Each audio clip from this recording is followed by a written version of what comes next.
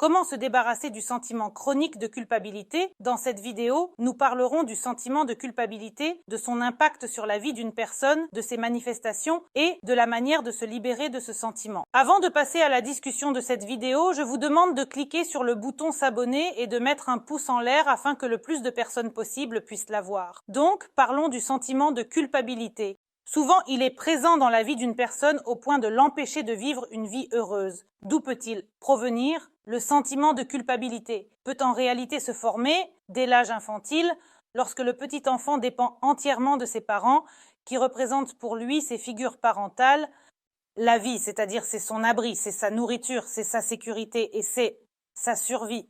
Ainsi, si les parents transmettent à l'enfant l'idée que la vie est sûre, l'enfant développe une vision saine du monde. En revanche, si les parents agissent d'une manière qui brise la personnalité, par exemple en instaurant un sentiment de culpabilité dans l'enfance, en disant des choses comme « tu es mauvais, tu m'as déçu », cela peut avoir des conséquences néfastes.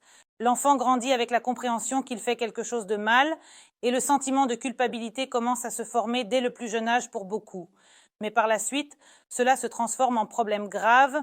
Alors, parlons maintenant de la manière dont ce sentiment de culpabilité peut se manifester et comment le reconnaître. La première chose, ce sont les excuses.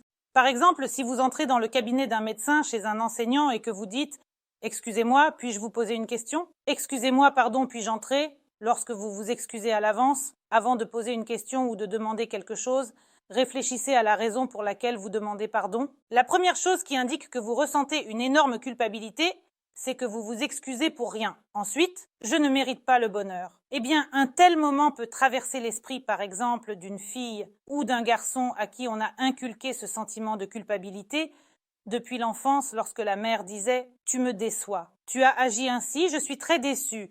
Ce genre de phrase poussait l'enfant à vivre de manière à ne décevoir personne. Autrement dit, il n'est accepté que s'il est bon. S'il fait quelque chose de mal, cet enfant est donc mauvais et il n'est pas accepté. Par exemple, une fille grandit, elle commence à supporter un mari indigne et ne dit pas à sa mère qu'elle va mal. Il se peut même que l'homme lève la main sur elle, qu'il la traite très mal, par exemple, si elle est dans une relation abusive, elle a peur d'en parler à sa mère pour ne pas la contrarier, pour ne pas ressentir encore plus de culpabilité. Ici, il y a cette idée sous-jacente que défendre ses propres intérêts est interdit, qu'il est impossible d'être heureux, qu'il est impossible de vivre sa vie heureuse, parce que cette pensée elle-même est pécheresse, c'est-à-dire que je ne peux pas agir comme je le souhaite, je ne peux pas vivre cette vie comme je le veux, je dois vivre comme il faut, comme cela sera bien pour les autres, mais pas pour moi. Et au moment où j'essaie de vivre ma vie heureuse, c'est-à-dire de faire quelque chose pour moi d'une manière ou d'une autre, un sentiment de culpabilité surgit immédiatement, m'empêchant de le faire.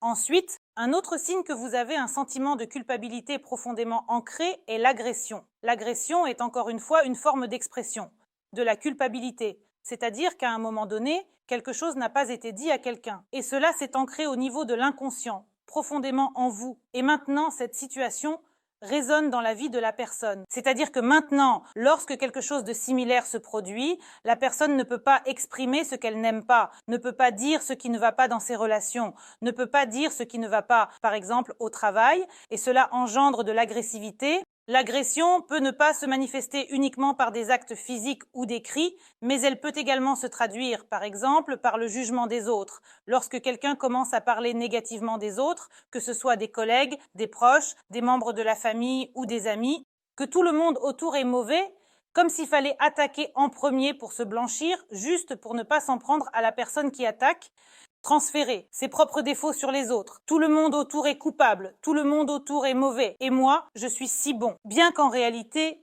la personne a tellement peur de voir des erreurs qu'elle ne se permet pas de commettre la moindre erreur, en fait. Il comprend qu'il n'a pas le droit à l'erreur. Et cela, encore une fois, peut souvent venir de l'enfance lorsque les parents le réprimandaient très sévèrement pour quelque chose. Et l'enfant grandit et il comprend qu'il ne peut pas, qu'il ne doit en aucun cas faire d'erreur.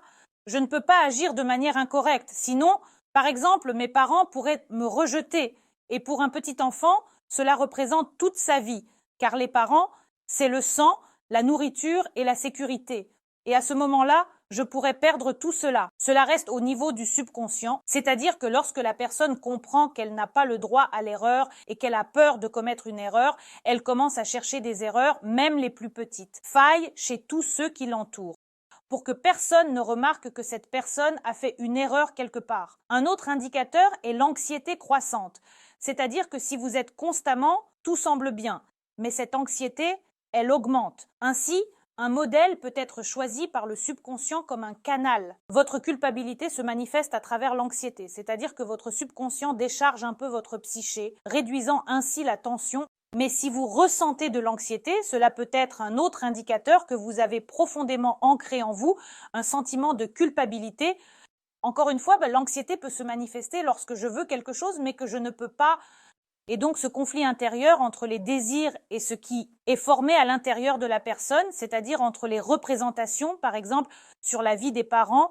Les parents, par exemple, ne permettaient pas de dépenser, c'est-à-dire qu'il fallait, par exemple, vivre et économiser, rassembler pour quelque chose. Et donc, par exemple, cette fille ou ce garçon veut s'acheter quelque chose, et là, une telle tension se développe, un sentiment de culpabilité émerge, comme si je ne devrais pas acheter quelque chose, parce que ce modèle vient de l'enfance, et ici, le sentiment de culpabilité apparaît. Si j'achète quelque chose que je veux, je me sens coupable. Si je n'achète pas, l'anxiété augmente.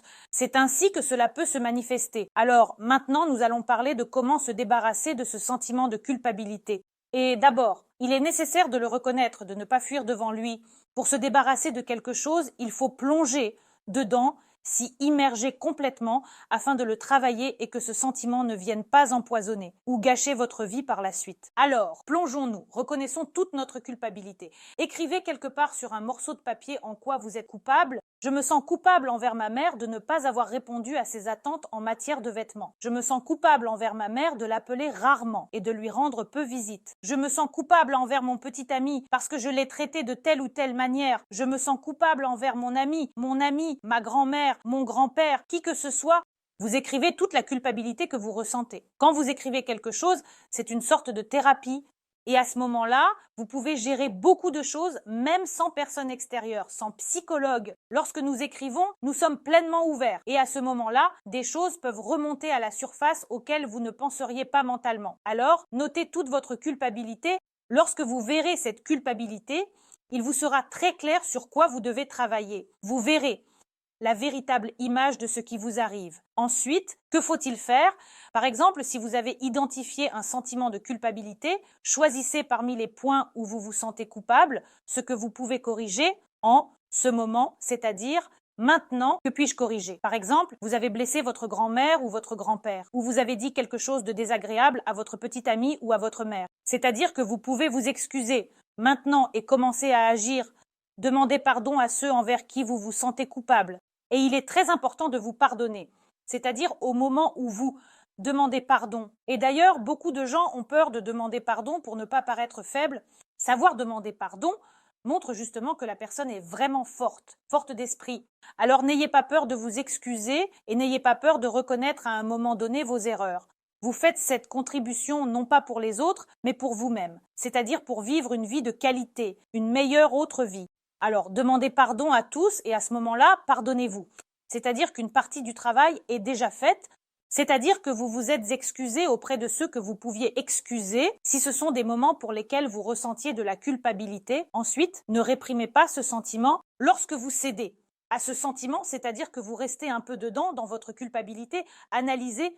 Et oui, cela peut être difficile dès le départ et il peut y avoir une sensation de recul, c'est-à-dire que vous aurez l'impression que ce sentiment de culpabilité a en quelque sorte augmenté. Mais lorsque vous ne résistez pas à ce sentiment, que vous n'essayez pas de fuir, alors vous pouvez prendre le contrôle de cette émotion, vous pouvez apprendre à vivre avec et vous pouvez sortir de ce sentiment de culpabilité en séparant ce qui vous appartient de ce qui vous est imposé de l'extérieur. Et à ce moment-là, lorsque vous vous séparerez de ce qui vous a été imposé, vous pourrez apprendre à vivre une vie de bien meilleure qualité. Pour faire face à une émotion, il faut d'abord y céder, plonger dedans, y rester un moment.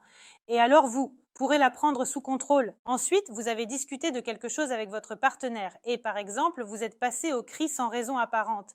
Et maintenant, vous ressentez un sentiment de culpabilité d'avoir crié. Essayez de comprendre ce qui s'est passé à ce moment-là. Pourquoi vous avez commencé à crier? C'est-à-dire que, apparemment, votre partenaire ne vous a rien dit. Mais, de votre côté, il y a eu un cri. Prenons cet exemple. Il se peut que vous ne soyez pas complètement honnête avec vous-même. Par exemple, vous avez ressenti un certain refroidissement de la part de votre partenaire, comme s'il commençait à s'éloigner, et vous avez crié parce que vous avez commencé à sentir que les émotions et les sentiments dans la relation commençaient à s'éteindre.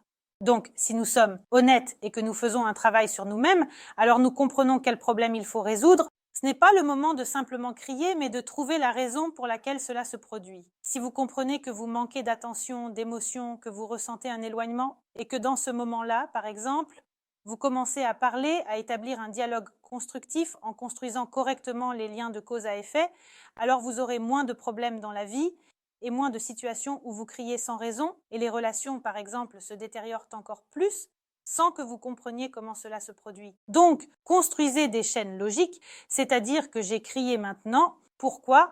Parce que je me sens blessée en ce moment où je ressens quelque chose depuis longtemps, mais je n'ose pas, par exemple, en parler et je ne reconnais même pas en moi qu'il y a un problème. Donc, si l'on s'attaque vraiment au problème, en plongeant profondément et en ne se contentant pas de voir cette partie émerger de l'iceberg, alors beaucoup de problèmes pourront être évités, c'est-à-dire qu'il n'y aura plus ce sentiment de culpabilité. Mais par exemple, des relations plus harmonieuses et plus heureuses se construiront.